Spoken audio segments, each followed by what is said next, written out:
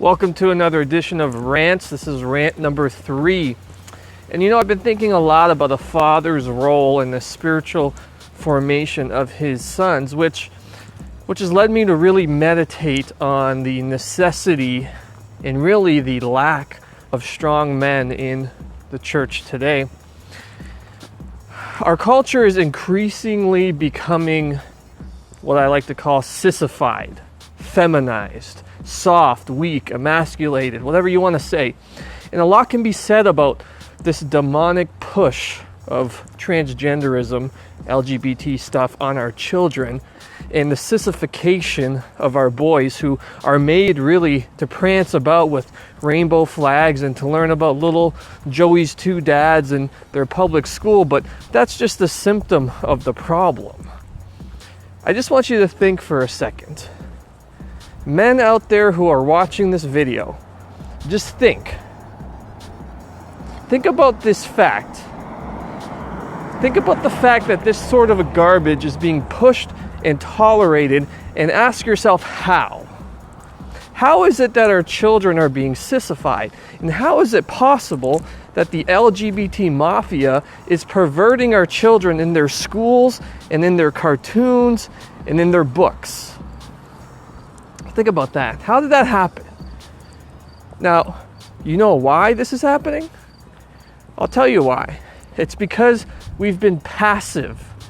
Yes, men, fathers out there watching, you have been too passive.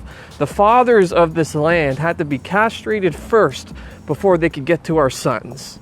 The fathers had to be castrated first before they could get to our sons. Now, what kind of a lily-picking sissy sits back and allows their sons to become feminized?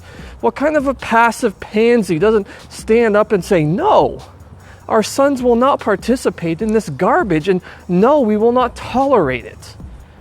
Now listen carefully to this, okay?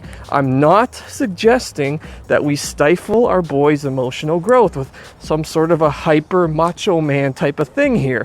Boys should not be made fun of for crying, being scared, showing emotions.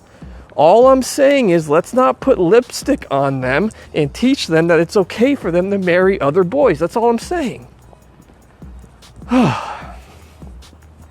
Sometimes I look at the state of manhood and it just makes me sick.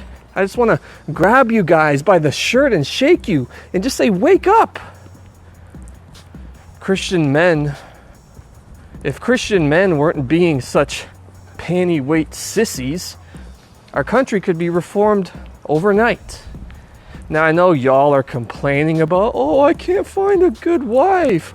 Oh, there's no good women. Listen, maybe no good woman wants to marry you because you haven't followed through on anything in your life, and you still think it's cool to go out on the weekend and get wasted like a little boy. It's time to grow up, man. It's time to put away the futility you learned from your fathers and to step into some substantive masculinity. It's time to stop being a boy. Boys are starving for real masculine role models, and they aren't finding them in the church. The most manly men ought to be found in the church. The Church of Jesus Christ should be churning out godly men like an assembly line. But because most of us are too busy hiding our porn addictions, fostering our other addictions to comfort and idolizing our careers, we are instead churning out boys who end up just as screwed up as we are. As I look into the faces of my 2 young sons, I often think the road ahead of you is long and the climb is steep. So much is working against these precious little ones, and I am resolved to do all that I can to stand up like a man and to not tolerate it. No more compromise. No more passivity. Men, it's time to start taking godliness seriously, because the next generation needs you to be the best you.